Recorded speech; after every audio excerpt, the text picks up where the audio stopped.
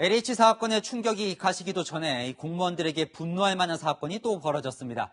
어제 저희가 일부 전해드렸지만 이 관세청 산하기관이 유령 청사를 지어놓고 직원들은 공무원 아파트 특별 공급을 받은 의혹이 제기된 건데요. 171억 원의 세금을 날리면서 공무원들은 이른바 특공 제도로 수억 원씩 시세 차익을 챙긴 겁니다. 국민 주머니 털어서 자신들 주머니 채운 것 아니냐 이런 질타가 뜨거워지자 김부겸 국무총리가 수습에 나섰습니다. 엄정 조사를 지시하면서 이들의 아파트 특공 취소도 검토하겠다고 밝혔는데요. 전혜정 기자가 첫 소식으로 보도합니다. 국무조정실이 관세청 산하, 관세평가분류원에 대한 조사에 착수했습니다. 유령 청사, 특공 테크 등 논란이 불거진 지 하루 만으로 이례적인 속전속결 대응이라는 분석이 나옵니다.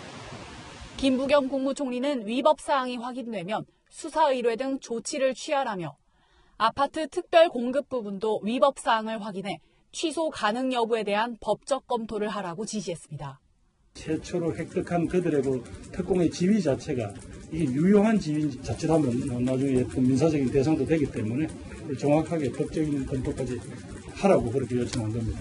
관세평가분류원은 이전 대상이 아닌데도 세금 171억 원을 들여 세종시에 신청사를 지었고 이 과정에 직원 82명 중 49명이 공무원 특별공급으로 세종시 아파트를 분양받아 수억 원 차익을 남겼습니다. 국무조정실은 관세평가분류원이 신청사 건립을 강행한 과정을 집중조사할 계획입니다.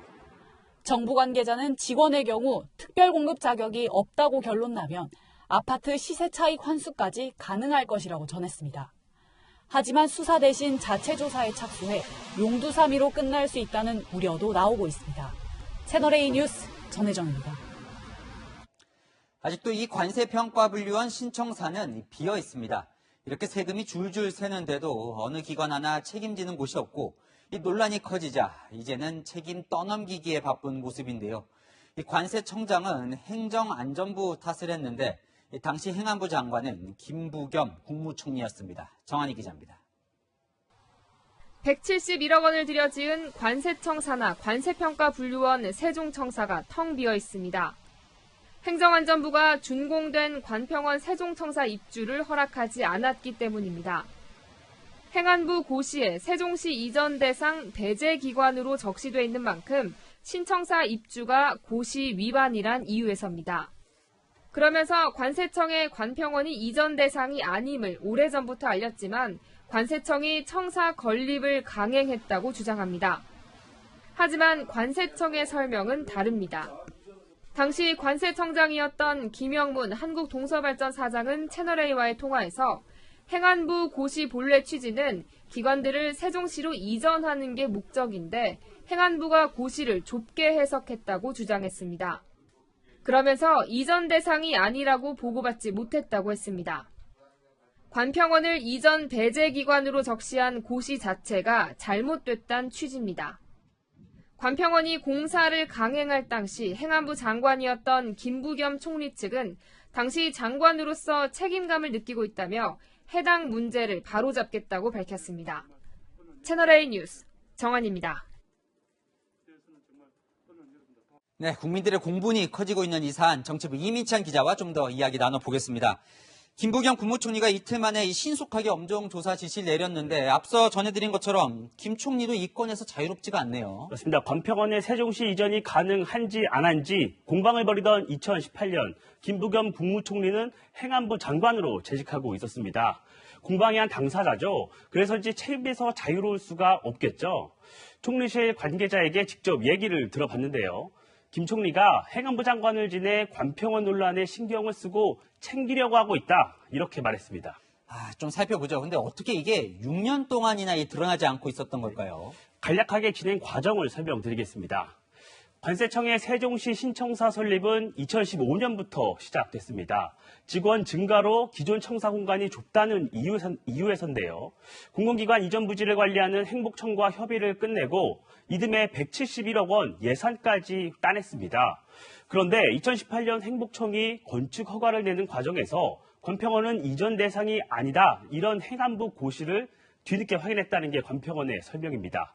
관평원은 행안부의 고시 변경을 요구했지만 받아들여지지 않았습니다. 그럼에도 관평원은 공사를 강행했고 행안부 장관이 진영 전 장관으로 바뀌자 행안부는 뒤늦게 감사원 감사 청구를 했습니다. 자, 여기 보니까 이 여러 부처 기관들이 얽혀 있던데요. 누가 가장 잘못했다고 봐야 될까요? 서로 책임을 떠넘기고 있습니다. 먼저 관평원의 땅을 판 행복청, 관평원과 협의해 이전 대상 기관이라고 봤다고 밝혔는데요. 고시조차 제대로 확인하지 않고 171억 원의 예산을 지급한 기재부, 국회 행복청과 협의해 예산을 집행했다는 입장입니다. 행안부는 관평원의 이전 대상이 아니라고 알렸고 이후 공익감사까지 청구했다며 할 만큼 했다는 분위기인데요. 하지만 감사원은 행안부가 요청할 수 있는 공익감사 대상은 행안부 소관 업무만 해당된다며 공익감사 청구를 각하합니다.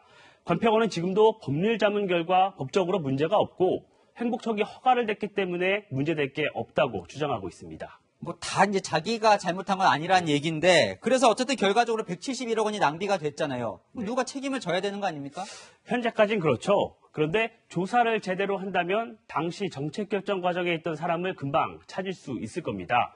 김부겸 총리가 직접 엄정 조사를 지시했으니 CCBB를 제대로 따지는지 지켜봐야겠습니다. 자, 이렇게 혈세 낭비 논란도 있지만 이 국민들이 공분하는 포인트는 이 국민의 세금을 이렇게 샜는데 공무원들은 정작 이 특공 혜택을 받다는 거예요. 정확히 어떤 혜택을 본 겁니까? 세종시 조성 초기에 공무원들의 정착을 독려하기 위해 만든 제도인데요. 아파트 분양 물량 일부를 공무원들에게 배정해 당첨 가능성을 높게 한 겁니다. 취득세까지 면제해 주는데요. 관평원 직원 49명도 이를 통해 세종시 집을 분양받았고 수억 원의 차익이 발생했죠. 하지만 노형우 국토부 장관처럼 특별 공급을 통해 분양을 받은 뒤 하루도 살지 않고 파는 경우도 있어 특공 재테크라는 신조어까지 등장하기도 했습니다. 엄정하게 조사를 해야겠습니다. 정치부 이민찬 기자와 살펴봤습니다.